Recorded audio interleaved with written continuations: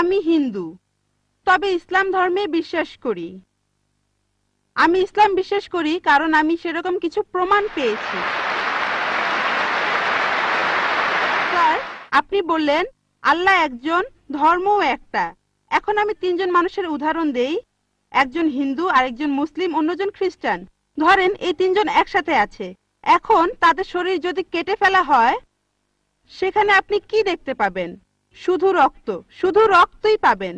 দুধ পাবেন না, পানি পাবেন না, শুধু রক্তই পাবেন। এখন সব মানুষের শরীরে যদি একই রক্ত থাকে, তাহলে মৃতদেহ সৎকারের নিয়মটা আলাদা কেন?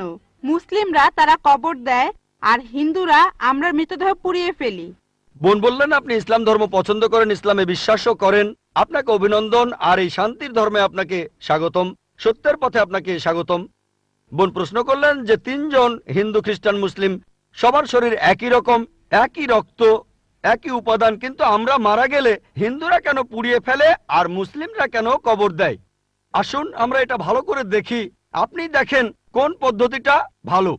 হিন্দু ধর্মে কবর দেওয়ার অনুমতি রাব্বির হামহুমা কামা রাব্বায়ানি সাগিরা, সূরা বনী ইসরাইল আয়াত 2-4। অর্থ, হে আমাদের পালনকর্তা, তাদের উভয়ের প্রতি রহম করুন, যেমনিভাবে তারা আমাকে শৈশবকালে লালন পালন করেছেন। কোনো মানুষ মারা গেলে তার মৃত শরীর দাহ করা হয়, কিন্তু আমরা দেখি অন্যান্য ধর্মে মৃতদেহ সৎকারের রেওয়াজ ভিন্ন। কোনো ধর্মে মৃতদেহ কবর দেওয়া হয়, আবার কোনো ধর্মে মৃত শরীরকে কফিনবদ্ধ করে মাটির নিচে রাখা হয়। তাহলে হিন্দু ধর্মে কেন মৃতদেহ আগুনে পুড়িয়ে সৎকার করা হয়? সৎকার মানে এক ব্যক্তির জীবনের শেষ কৃত্য, যা দিয়ে তার পার্থিব জীবনের শেষ অধ্যায়টি বন্ধ করে দেওয়া হয়। এমন নয় যে হিন্দু ধর্মে অন্য কোনোভাবে শেষকৃত্য করা যায় না, কিন্তু তা সত্ত্বেও পুরানোর রেওয়াজ প্রথম থেকেই চলে আসছে। নবজাতকের জন্ম থেকে মৃত্যু পর্যন্ত তার জীবন বিভিন্ন বিশ্বাসের মধ্যে দিয়ে অতিক্রান্ত হয়। এই জীবনের পরিসমাপ্তি হয় অন্ত্যেষ্টি ক্রিয়ার মাধ্যমে। অন্ত্যেষ্টি কথাটির আক্ষরিক অর্থ জীবনের শেষ যজ্ঞ। আমরা জানি আমাদের সুপ্রাচীন পূর্বপুরুষের বৈদিক সমাজ যজ্ঞ প্রধান ছিল।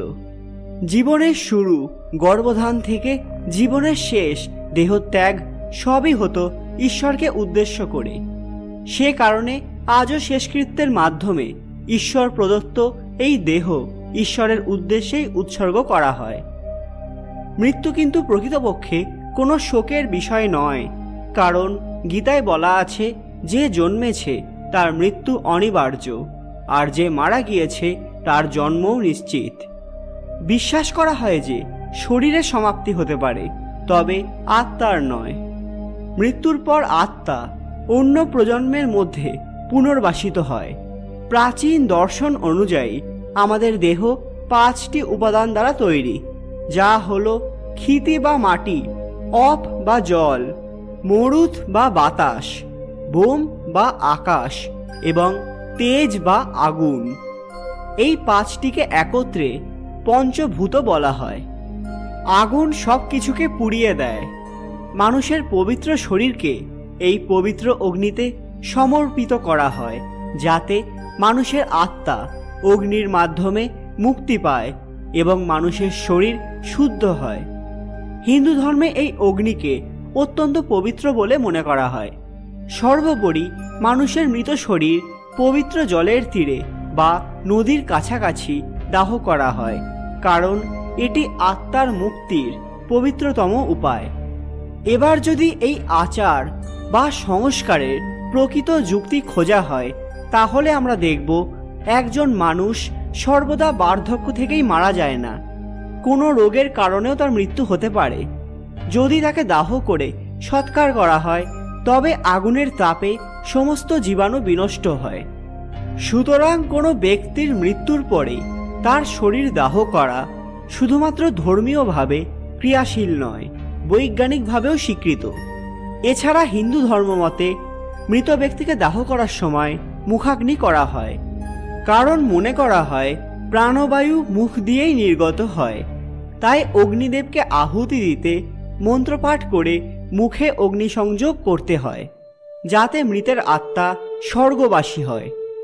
আজকের ভিডিওতে আপনারা জানলেন কেন হিন্দুদের মৃতদেহ আগুনে পুড়িয়ে সৎকার করা হয়। অনেক বাবা মা সন্তানের সঙ্গে থাকতেও পারে না, তাদের স্থান হয় পল্লী বৃদ্ধাশ্রমে। বাবা মা তাদের যৌবনের সব সুখ স্বপ্ন বিসর্জন দিয়েছেন সন্তানের অকৃত্রিম স্নেহ, মমতা ও প্রতিপালনে।